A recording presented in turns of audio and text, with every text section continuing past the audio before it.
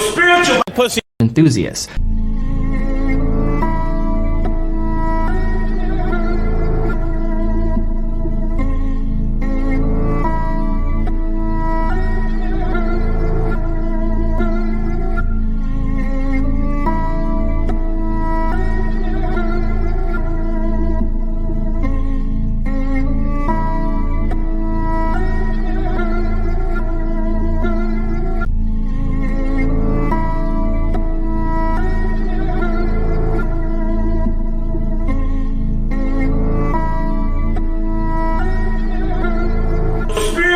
Pussy enthusiast. I am everything a God is, and a God is not. Pure in part are not indigenous people because they have a state of their own, and it's the Hawaiian State.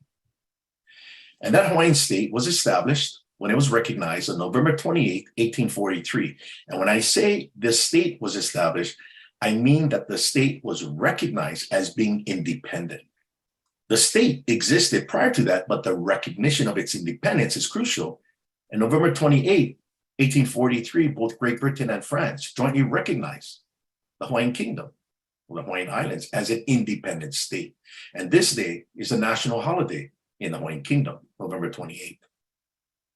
This was followed by the United States President John Tyler by a letter of Secretary of State John C. Calhoun on July 6, 1844, that the president recognizes the independence of the Hawaiian government. Now, what is important is once a state is recognized, international law distinguishes between a state and its government, because the government exercises the sovereignty of the state. The government is not sovereign. The state is sovereign. That's why it's called independent and sovereign state, right? Also, because a government can be overthrown in international relations by war, which is regulated by international law. But by overthrowing the government, that did not mean the state ceased to exist. And that's precisely what you saw in the case of Iraq in 2003.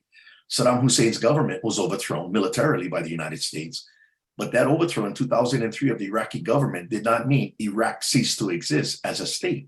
You call that belligerent occupation. Hawaii as a state entered into treaties with Austria-Hungary, Belgium, Denmark, France, Germany, Great Britain, Italy, Japan, Netherlands, Portugal, Russia, Spain, Sweden and Norway, Switzerland, and the United States. United States, for the Hawaiian Kingdom, we had an embassy in Washington, D.C., and consulates in New York, San Francisco, Philadelphia, San Diego, Boston, Portland, Port Townsend, and Seattle. The United States also had an embassy in Honolulu. By 1893, the Hawaiian Kingdom maintained over 90 legations or embassies and consulates worldwide. The Hawaiian Kingdom was one of only 44 independent states in the 19th century. Today, we have 197. The Hawaiian Kingdom was a recognized neutral state by treaty, along with Belgium, Luxembourg, and Switzerland. The Hawaiian Kingdom's literacy was second to Scotland, and Aboriginal Hawaiians throughout the islands received universal health care at no charge.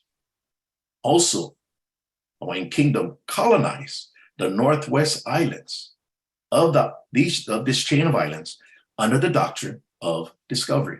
There were no people on it, except for birds and seals, but they colonized it because of their search for guano. So here we have a map of the Hawaiian Kingdom, and these are the 8 major islands, but to the northwest, those islands were acquired by discovery. And some people may say, well, Hawaii is a small country. Well, in Europe, you have a country called Luxembourg, okay? Borders Belgium, Germany, and France. Luxembourg is actually the size of Oahu, just to give some context here. The nationality or citizenry of the Hawaiian Kingdom, called Hawaiian subjects, was multi-ethnic, and that is important. It was just not comprised of Aboriginal Hawaiians, but multi-ethnic. According to the 1890 government census, Hawaiian subjects as a total numbered 48,107. 40,000 were Aboriginal Hawaiians, pure apart. Portuguese followed by 4,000, Chinese and Japanese, 1,700. Other white foreigners, 1,600. And other nationalities, 60. Now, the resident alien population encompassed 41,000 in total, which comprised of Americans, which was only 1,900. That's less than 2% of the entire population in the Hawaiian Kingdom. Chinese at 15,000, Japanese 12,000, Portuguese 8,000, British 1,300, German 1,000, French 70, Norwegians 227, and Polynesians 588, and other nationalities at 419. Clearly, this government census clearly evidences that the population in Hawaii was not only multi-ethnic, but also the national population, of which the Aboriginal Hawaiians were the majority.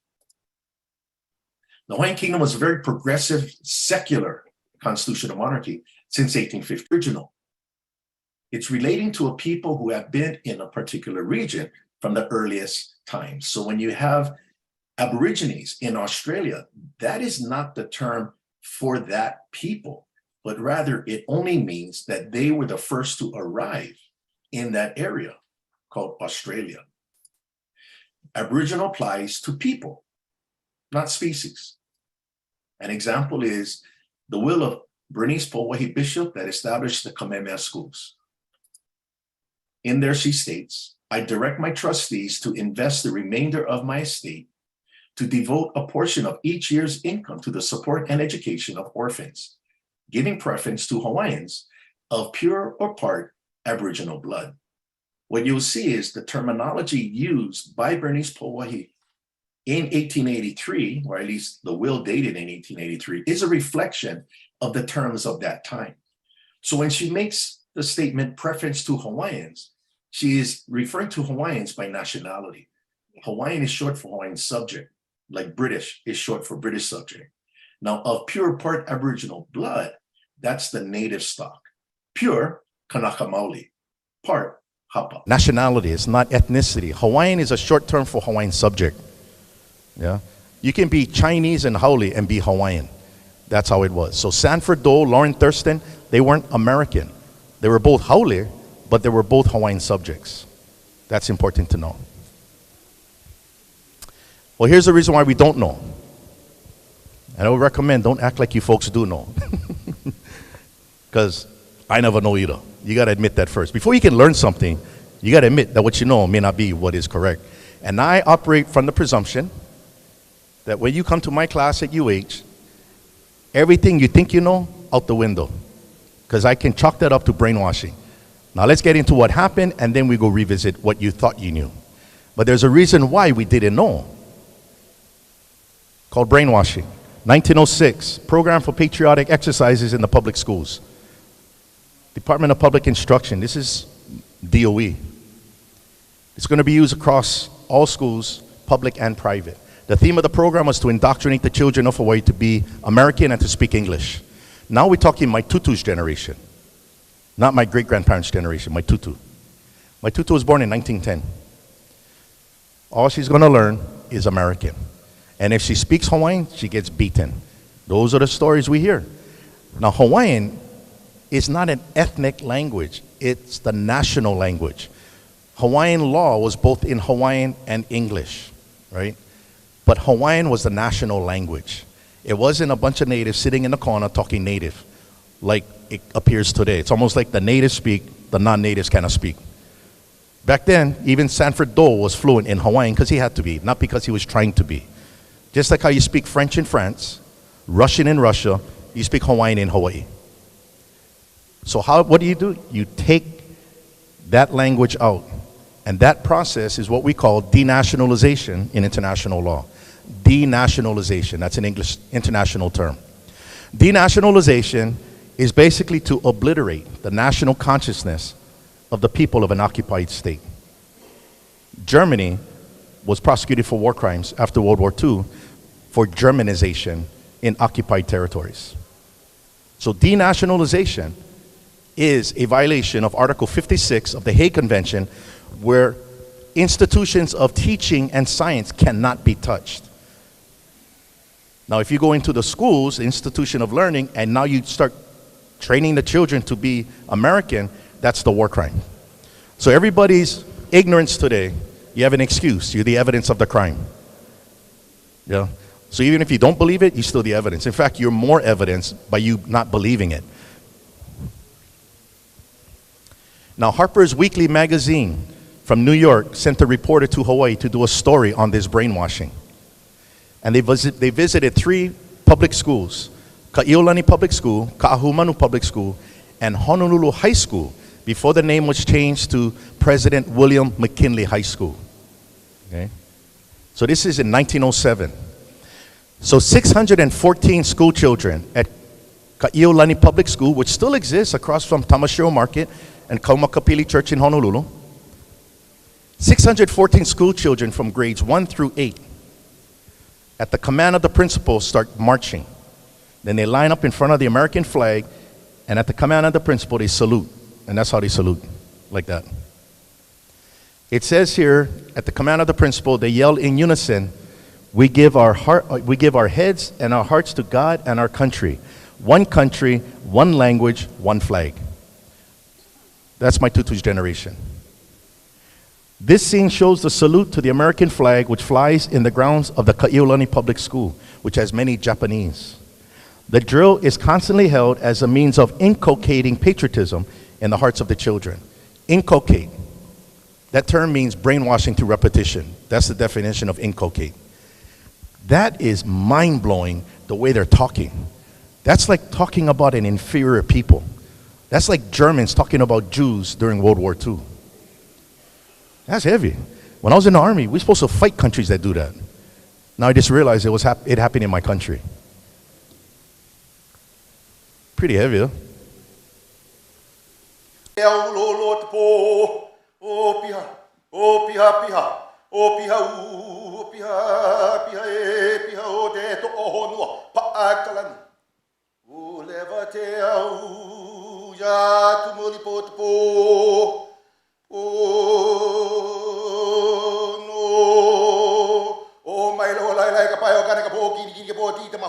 Ana lai no hira kapa hana kama hine kana kamuli kana kama kalua he wahine o po ele halakama o po ele halakama o vehi vele vehi no ho ho la ila no ya tane hana ha he wahine hana halika he wahine hana ha ke a he kane hana ko muki buga muke ke ku ne ne mo ku mo mumuli ana mumuli vale ana kane kabu ikamuli ke we kama we ka vahine ve vele pe kana ho hana ka me kane ke ha vi ka pi eki no ke mo ya ha ile kane kal ele o ha ile o tane ila ile Klai punya, peka po haku hai luku ya kana kani ka pahu ke wawa ne kaleo. Uhu kane moi mulia malu kana muli malia hako ai hak mahana mua. I mua ya lai, i mua ya ki kala wa kamahana ulane la. Puka. E ala wa ma wa ele kana ka ai luna wa kai wa ula ka ho kale. Nau yo wa ka puwa uli puwa ke amoa kane moa hi mai kina kau. Lele kalani. O au ke liu e ke aka. O ke aka no ia mai tahi tua tahi boi. Mai tahi tapa akare. E ia mai ka pule ka wai ha ke akua. Nai ia oe te atua. E ula no e amama ua noa. Aloha. It's part of a long history of struggle that has gone on. But in many ways, it's really no different. Especially for Kanaka, that we've always kind of been this way also. So you can look at even today, you hear people using the terms aloha aina or ya'i or aloha aina. Yeah, the word aloha, we all know, aloha. Simply to love. But it's way more deeper than the English idea of love. Yeah, it's to have empathy, compassion. It's willing to give and share without expecting anything back. The love you may have romantic. It might be especially the kind of greatest love you would have, a grandchild being loved by the grandparent or a parent to their own children. That love in which you would do anything for the betterment and welfare of that other human being. See, that's true love. That's true aloha. Aloha is something you cannot pay $4.99 for. Aloha is something you cannot go pretend to do at some fancy hotel. Aloha is something that you're willing to give, because from the giving itself, that's what life is all about. Life, in fact, is the sense of giving. And so for our people, this is really at the core of who we are. And I will share this one story. I remember Uncle Eric Ananao, one of my teachers from Minoli'i. And I was doing a talk somewhere, I can't remember, and after the talk, some elder person came by and he was trying to give me something, I think a necklace or something, but of high value. And I was like, oh no, I cannot take that. I cannot take it. And I just looked up and Uncle Eddie just gave me the eye. He just looked at me. And I said, oh, I better take the gift then. So what did Uncle Eddie? He never did say nothing. He just looked. And sometimes he get that, And I took the gift. And he told me after, he goes, Kaleikoa, you got to remember, what makes us Hawaiian is that we give. And when you stop other people from giving, you're actually stopping them from being a Kanaka. And so I always remember that lesson in how he saw really what makes us special in many ways is that, we give. Sometimes we give. We give too much, it sounds like. But that's our nature. And I'm going to argue later on. That's a higher level of humanity and thinking that we all must remember. So let's go think about some meanings. Aloha, aina. The Tao means land. Well, we clearly know. You got to understand the meaning of where aina comes from. The basic meaning, that which feeds you, provides you life, sustenance. Then you look at the Polynesian meaning of the word aina. The ancient meaning itself, coming from the word kainga. And for kainga, what does kainga mean in Polynesian languages? It's a familial relation, it's family. So you can see even in Polynesian, what we call land, or aina, has a deeper meaning, which is of course family, the idea, the land itself. We have this familial relationship. In the same way you are of a family, in that same way you are of that land. So that teaches us something about how we saw who we are as Kanaka. We are of the land itself. Very different than the kind of meanings that have been imposed upon our people. And then the word oya'i'o, which means truth, to be genuine, real. And those words, aloha aina oya'i'o, were famous words that were spoken during the time of the so-called overthrow and the purported so-called annexation of the Hawaiian Islands. When our people called out to identify who we were as Kanaka, as aloha aina oi, the true lovers of the land, the meaning of patriotism. But think about how we said what a patriot was. A true patriot was that, in fact, you loved the land itself. So one of the things I always talk about today, real simply for me, what is the politics of today? How do we live and be like our kupuna?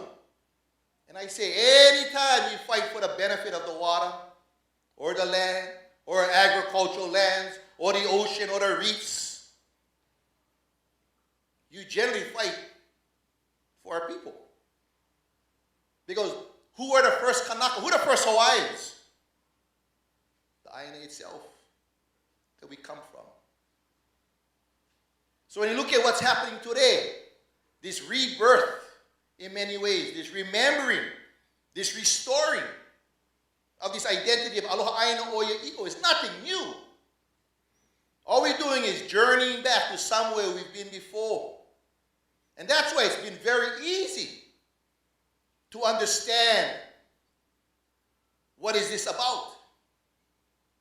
And we must also understand in this context the kinds of struggles that are going on, especially in my island, whether we're fighting for the return of the waters into our streams that have been diverted for over 100 years in some places. On West Maui, you have 31 streams, 29 of them were fully diverted for decades. It's not a century. In fact, the only two that are not diverted is Makamaka'ole and Kahakuloa. Think about that environmental crime that has been going on. The death of the land, the death of the reef system.